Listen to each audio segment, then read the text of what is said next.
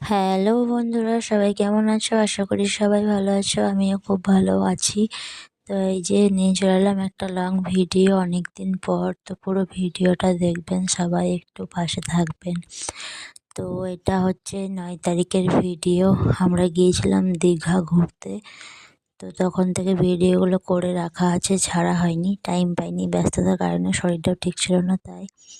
তো এই যে আমরা বাসে চেপে পড়লাম, খাওয়া দাওয়া করে রাত 9টার সময় বাসে এসে বসে পড়েছি।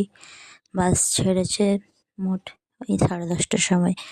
তো বাসটা ছেড়েছে, তারপর তো আমরা জেগে জেগে ঘুমিয়ে ঘুমিয়ে পৌঁছে গেলাম দীঘা। আমাদের একদিনকারই ট্যুর ছিল। তো সারাদিন ঘোরাফেরা করে তারপর আবারও রাতে গাড়ি ছেড়েছিল, সকালে বাড়ি পৌঁছে গিয়েছিলাম। তো এই যে সকাল 8টার সময় আমরা এখানে পৌঁছালাম। তো ওখানে পৌঁছে একটা ছোট্ট করে ভিডিও বানিয়ে নিলাম। মা চলে যাচ্ছিলো, তো মাকে বললাম একটু তাকাও।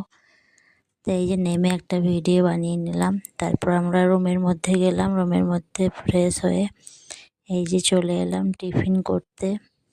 তো টিফিন করে নিলাম, চা বিস্কুট খেয়ে নিয়ে এখানে টিফিন বানিয়েছিল, তো টিফিনও খেয়ে নিলাম।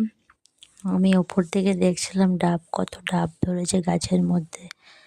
তো এই যে এখানে একটা মন্দির দেখতে পেলাম সামনে। তো এই মন্দিরটা দেখতে গেলাম। কিসের মন্দির? রাধা মাধবের মন্দির।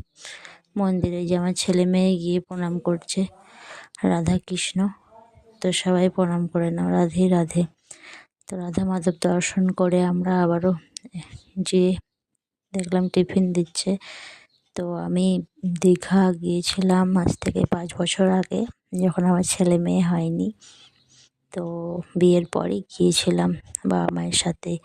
তো আবারও এই ছেলে মেয়েকে নিয়ে আবারও দীঘায় চলে এলাম, তাই না? তো মনের মধ্যে খুব আনন্দ হচ্ছিল আসতে পারলাম বলে। দেখুন কত বাস এসেছে, প্রচুর লোক এসেছে। এই যে ওদের খিদে পেয়েছিল, তো ওদেরকে এখানে খাবারটা এনে দিল। তো ওরা খাচ্ছে মটরের ঘুগনি, বুঁদিয়া আর পুরি। দু ভাই বোনে বসে বসে খাচ্ছে। তারপর আমরাও খেয়ে নিলাম খাবার। তারপর আমরা ঘুরতে চলে গেলাম মোহনা। তো ওখানে গিয়ে দেখলাম, দেখুন কত মাছ, কত বড় বড় মাছ, মাছের গন্ধ প্রচুর ছিল এখানে। তো ছোট্ট করে একটু মাছের ভিডিওগুলো বানিয়ে নিলাম।